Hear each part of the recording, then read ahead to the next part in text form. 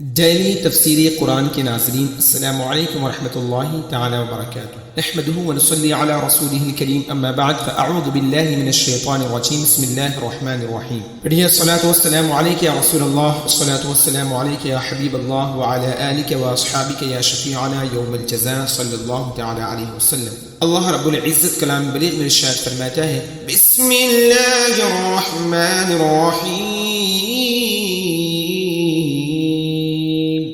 وَإِذَا قِيلَ لَهُمْ لَا تُفْسِدُوا فِي الْأَرْضِ قَالُوا إِنَّمَا نَحْنُ مُصْلِحُونَ أَلَا إِنَّهُمْ هُمُ الْمُفْسِدُونَ وَلَكِنْ لَا يَشْعُرُونَ۔ ترجمہ کنز العرفان۔ اور جب ان سے کہا جائے کہ زمین میں فساد نہ کرو تو کہتے ہیں ہم تو صرف اصلاح کرنے والے ہیں۔ سن لو، بے شک یہی لوگ فساد پھیلانے والے ہیں مگر انہیں اس کا شعور نہیں۔ And when it is said to them, make not mischief on the earth, so they say, we are but more reformers. Beware, it is they who are the mischief mongers, but they perceive not. لا تفسدوا فی الارض، زمین میں فساد نہ پھیلاؤ۔ اس آیت اور اس کے بعد والی آیت میں ارشاد فرمایا کہ جب ایمان والوں کی طرف سے ان منافقوں کو کہا جائے کہ باطن میں کفر رکھ کر اور صحیح ایمان لانے میں پس و پیش کر کے زمین میں فساد نہ کرو، تو وہ کہتے ہیں کہ تم ہمیں اس طرح نہ کہو کیونکہ ہمارا مقصد تو صرف اصلاح کرنا ہے۔ اے ایمان والو، تم جان لو کہ اپنی اسی روش پر قائم رہنے کی وجہ سے یہی لوگ فساد پھیلانے والے ہیں مگر انہیں اس بات کا شعور نہیں کیونکہ ان میں وہ حس باقی نہیں رہی جس سے یہ اپنی اس خرابی کو پہچان سکے۔ منافقوں کی طرز عمل سے یہ بھی واضح ہوا کہ عام فسادیوں سے بڑے فسادی وہ ہیں جو فساد پھیلائیں اور اسے اصلاح کا نام دیں۔ ہمارے معاشرے میں ایسے لوگوں کی کمی نہیں جو اصلاح کے نام پر فساد پھیلاتے ہیں اور بدترین کاموں کو اچھے ناموں سے تعبیر کرتے ہیں۔ آزادی کے نام پر بے حیائی،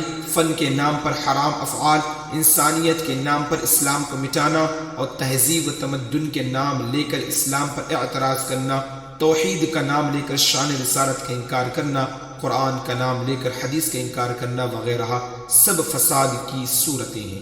اور آگے اللہ ارشاد فرماتا ہے، وَإِذَا قِيلَ لَهُمْ آمِنُوا كَمَا آمَنَ النَّاسُ قَالُوا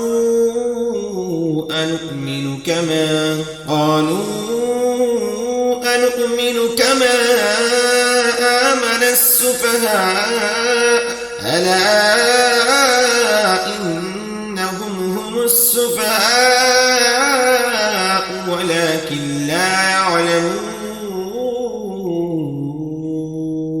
ترجمہ کنز العرفان۔ اور جب ان سے کہا جائے کہ تم اسی طرح ایمان لاؤ جیسے اور لوگ ایمان لائے تو کہتے ہیں کیا ہم بے وقوفوں کی طرح ایمان لائیں؟ سن لو، بے شک یہی لوگ بے وقوف ہیں مگر یہ جانتے نہیں۔ And when it is said to them, believe just as the other people have believed, so they say, should we believe like the fools?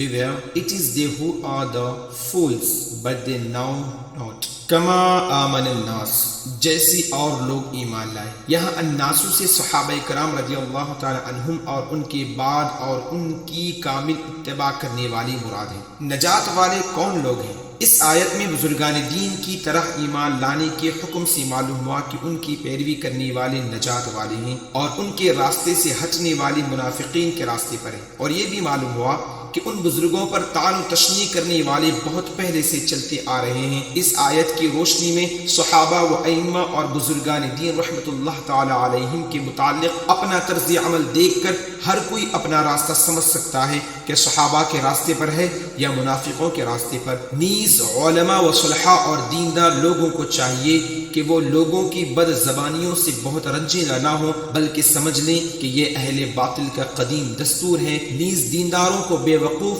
یا دقیانوسی خیالات والا کہنے والے خود بے وقوف ہیں۔ صحابہ اکرام کی بارگاہ الہی میں مقبولیت کتنی ہے آئیے جانتے ہیں۔ اس آیت سے یہ بھی معلوم ہوا کہ تاجدار رسالت احمد مجتبی محمد مصطفیٰ صلی اللہ تعالی علیہ وسلم کے صحابہ اکرام رضی اللہ تعالی عنہم اللہ تعالیٰ کی بارگاہ کے ایسے مقبول بندے ہیں کہ ان کے گستاخی کرنے والوں کو اللہ تعالیٰ نے خود جواب دیا ہے۔ صحابہ اکرام رضی اللہ تعالی عنہم کے بارے میں حضرت ابو سعید خدری رضی اللہ تعالی عنہ سے روایت ہے، حضور پنو صلی اللہ تعالی علیہ وسلم نے ارشاد فرمایا، میرے صحابہ رضی اللہ تعالی عنہم کو گالی گلوچ نہ کرو، ان کا مقام یہ ہے کہ اگر تم میں سے کوئی احد کے پہاڑ کے برابر سونا اللہ تعالیٰ کی راہ میں خرچ کرے تو اس کا ثواب میرے کسی صحابی رضی اللہ تعالی عنہم کے ایک مد یعنی ایک چھوٹی سی مقدار بلکہ آدھا مد خرچ کرنے کے برابر بھی نہیں ہو سکتا۔ سبحان اللہ۔ اور اللہ تعالیٰ کے اولیاء کی باری میں حضرت ابو ہریرہ رضی اللہ تعالی عنہ سے روایت ہے، حضور اقدس صلی اللہ تعالی علیہ وسلم فرماتے ہیں کہ اللہ تعالیٰ نے فرمایا،